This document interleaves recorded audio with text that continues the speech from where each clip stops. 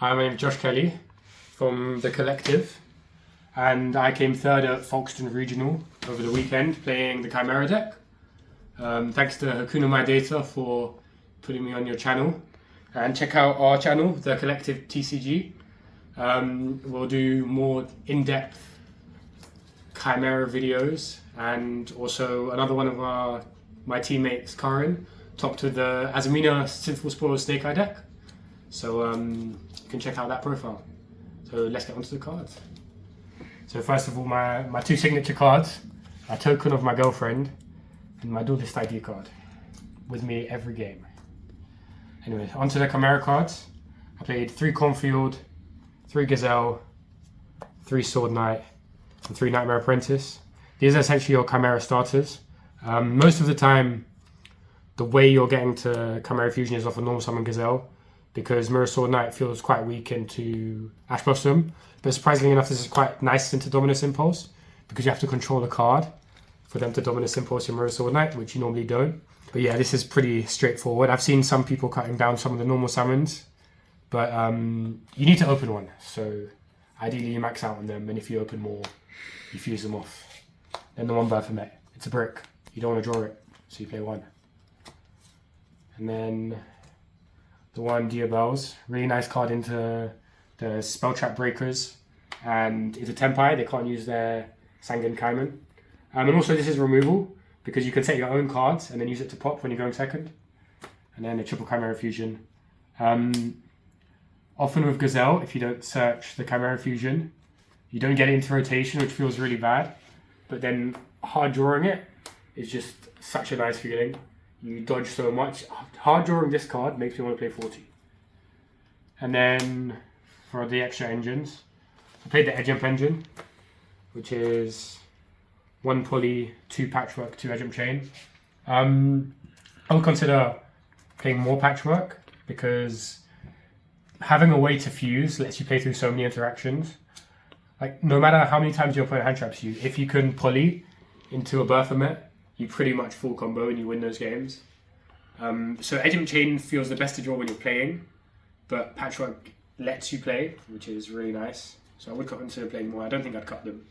I've seen a lot of people cutting these for the Azamina package, which I don't really understand, because the Azamina cards don't really do anything in this deck. They set up a negate for 2 cards, and that's it. Just because they're illusions, like you can't.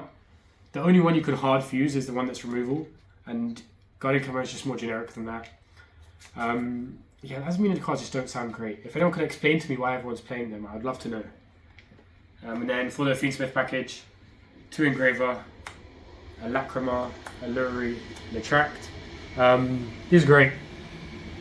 I mean, because of the Evil Hero package, you see them every game, and they give more of a high ceiling to the deck. They let you break boards. A Lacrima and a Fiendsmith is Chaos Angel, which is beautiful. It's actually a light and dark Chaos Angel, because you make Necro Equip. You almost always draw off Necro Equip because of the Cornfield, which feels great. Yeah, I mean, Fiendsmith cards, right? They're broken. And then the Diabolica that Dinkabui started. He played this in all his Fiend decks. This card's insane. I side it out most of the times going second, and it still comes up going second, like, just because adding back Fiendsmith is so powerful. Yeah, this card's great. And then 2 Mulch Armies, because I couldn't find a third one before the event. I'll definitely play 3. This card's broken. I didn't resolve it once the whole time at the regional, but I mean, I made a Guardian Chimera with it once, so did something. Cool buy for the Shifters and the Mulch Armies. Decent going second as well. Eclipse is great because it's a great board breaker, and it lets you dodge targeting removal, and then you can still fuse off your bodies, which is great in this deck. Dark Ruler, most of the time you can clear all the bodies and you don't have to worry that you can't kill your opponent. The one game I did lose at this regional was because I Dark Rulered and I couldn't deal damage to my opponent in time, so that was a bit of a shame. 3 Talents. Talents is insane, as always. And then the card I would change in my main deck, I played 3 Forbidden Droplet. These definitely should have been Super Poly, because the new Fiendsmith Azamina deck ends on an Illusion and a Fiend, and you just fuse them off and you make Baphomet, and you basically just win the game at that point. And it just never crossed my mind, but Super Poly is insane in this deck. Dropper was fine, but Super Poly would have done everything I needed it to do.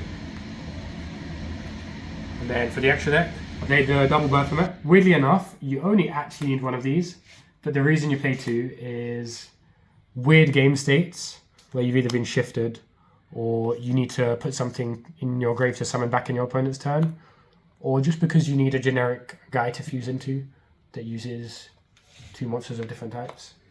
Then the one Chimera to hand rip. This card was almost impossible to summon until I discovered Cross Sheep, which is a beast, which is amazing. Shout out Yusuf for helping me find a Cross Sheep. This being a beast and summoning back a beast lets you make the Chimera so often. And if your opponent hand traps you 1 or 2 times and then you Chimera rip another card, it's almost impossible to lose that game. Then the Guardian Chimera, the Magnum, which is infinitely recyclable now because it's a Light Fiend and you can make it into Requiem, and also recycles your 1-of Polymerization for the Patchwork engine.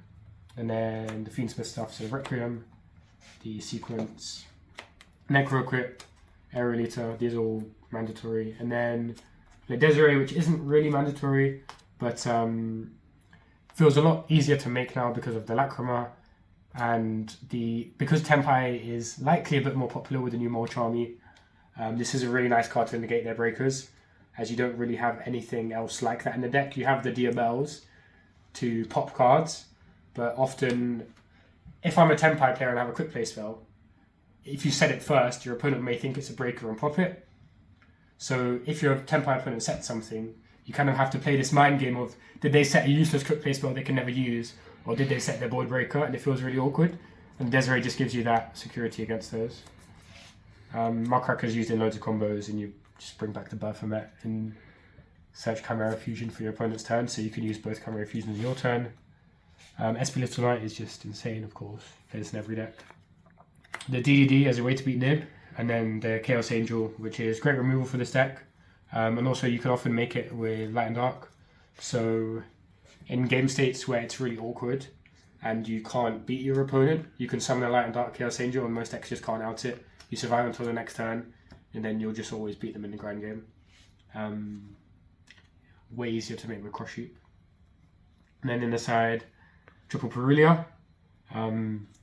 Yeah, I mean, if you have 6 more Charmies in your deck, I didn't draw this all in the weekend, but it's broken, right? Drawing into all your breakers, drawing into your Chimera Fusions, so you can dodge everything. 3 Nebs. I don't think I played these, and for like decks that you can't really board break against. And I think in the future I would just play Ash Blossoms because you can put them in first to answer the Mole Charmies. And if you play 6 Mole Charmies going second, if you resolve one of them, your opponent likely isn't full comboing into you. So you don't need this blow out hand trap. Yeah, so I don't think I'll play this in the future. Maybe one cheeky one to draw off the Mole Charmies. And then Triple Thrust, this was the best card in my deck. I played it as quite a few Tempais, and you just feel so confident after game 1 because no matter what happens, you have Thrust into D-Barrier and you survive the turn. So they Mole Charmy you, they shift to you, and you're still alive, which is great. And this deck is quite nice into the Mole Charmies because you can always just set a Chimera Fusion and end your turn. And they also play DDG. You can set D-Barrier into the Snake Eye decks because of the Azamina stuff, so you still play it into those matchups, but DDG just ends their turn, so you might as well play it. And then the other thrust targets were 1 Evenly and 1 Duster. I don't particularly like Evenly because you always need it with another breaker, but if you do resolve it, it deals with follow-up so well. And a lot of people are on 3 D-Barrier right now, and dealing with that follow-up with Evenly is really nice. So I definitely think it should be at least a 1 for a thrust target. I don't think I'd put it up to more than that. And then this card that I never summoned, but in theory is good because this deck takes ages to play. And Tikaboo, which I never drew, but I mean, if you draw it against Tempai or Yubel, you just win the game. So it doesn't matter that you can't do your Fiendsmith stuff because you can't control 2 Fiends, because all you have to do is put 8,000 damage on board, right? I think these 2 spots could have been, I was considering the light fiend that makes you take no damage, which is a really cool one, and the candle that you summon and it can't be destroyed by battle. Those are really cool cards. I definitely would consider them in the future. And also the Silhouette Hat Rabbit and the Trap. Silhouette Hat Rabbit's really cool because it's an illusion to fuse with. But all those are kind of like flex spots in extra deck. You can decide what you want to do with them. Yeah, this was changes out from the Light Fiend that keeps you alive against Tempai at last second. And I didn't miss the Light Fiend because I feel like if Tempai's beating you, you weren't getting to it anyway. But yeah, that was my Fiendsmith Chimera deck profile. Shout out to Karan who topped as well over the weekend, and Luke who came 10th at his first regional. Thank you to Yakuna My Data again for featuring me on his YouTube channel. And shout out to my team, The Collective, and our sponsors, ROTA Gaming, the best locals in London.